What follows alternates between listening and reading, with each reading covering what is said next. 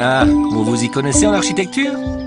Dans ce cas, vous allez vous régaler. L'Eurométropole regorge d'œuvres architecturales.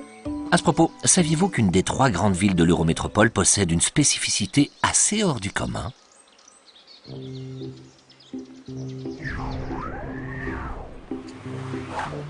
Il est vrai que conserver une Allodra datant de...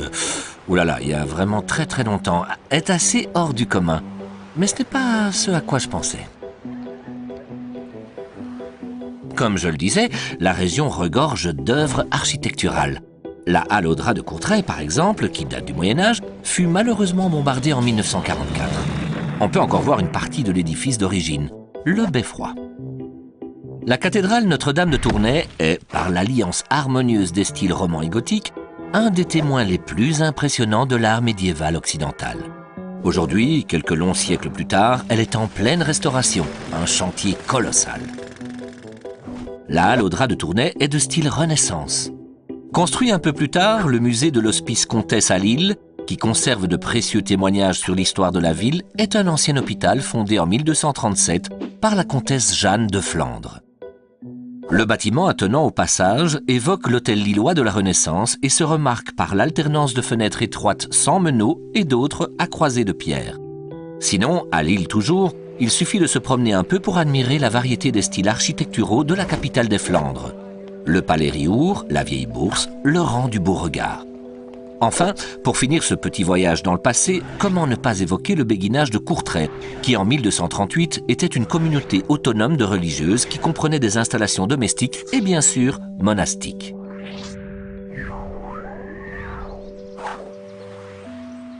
L'Art nouveau n'est pas spécifique à une seule ville. C'est bien là une chose que les 3 villes ont en commun.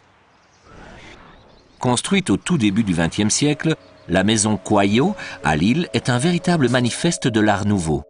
Elle a été imaginée à la demande de M. Coyot, un céramiste qui tenait à mettre en valeur son savoir-faire, la lave émaillée. À Tournai, l'Art nouveau est principalement représenté par une architecture de style Art nouveau floral. Il a été fortement influencé par le célèbre architecte bruxellois Horta.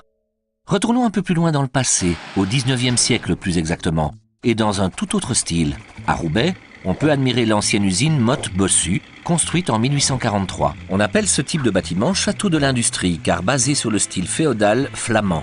Imposant par sa longueur, 100 mètres, et par sa hauteur, 25 mètres, il est constitué d'énormes poutres de fer soutenues par des colonnes en fonte. Le tout est capable de supporter sur 5 étages le poids des machines. Aujourd'hui, on y trouve les archives nationales du monde du travail. Ces richesses architecturales ayant été mises à rude épreuve pendant les 2 guerres mondiales se doivent de subsister.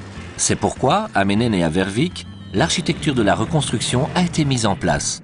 Comme on peut le comprendre, l'objectif était de reconstruire les œuvres du passé, permettant de rendre aux villes dévastées leur éclat d'antan. Alors oui, je sais que ce n'est pas ce que l'on cherche, mais vous vous trouvez sur le Grand Boulevard. Aujourd'hui, ça vous semble peut-être normal, mais lors de son inauguration en 1909, le Grand Boulevard constitue un véritable exploit.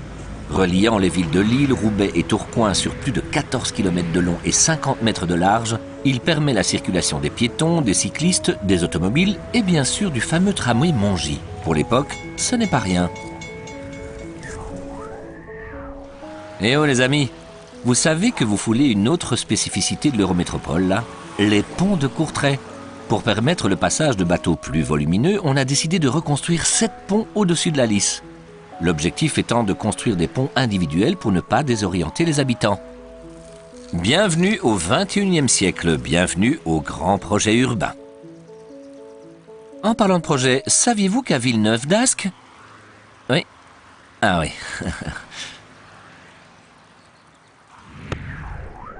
Go! Le stade Pierre-Mauroy, situé à Villeneuve d'Ascq, est un stade exceptionnel, ainsi qu'un extraordinaire espace de loisirs et de spectacles. Il a d'ores et déjà été désigné par l'UEFA pour accueillir plusieurs matchs lors du championnat d'Europe de football en 2016. Euralille, un quartier futuriste inauguré en 1994. Imaginé par de grands architectes comme Reim Koolhaas, Jean Nouvel ou encore Christian de Portzamparc, il s'articule autour de la gare TGV Lille-Europe et constitue le 3e quartier d'affaires de France. Bon, j'avoue que pour trouver la spécificité architecturale de l'Eurométropole, il fallait prendre un peu de hauteur. Vu de haut, ce qui je l'avoue est un peu compliqué pour vous, on peut voir que la grande place de Tournai est construite en forme de triangle. Hors du commun, non? Oui, bon, d'accord, j'avoue que là, je vous ai posé une sacrée colle. Désolé.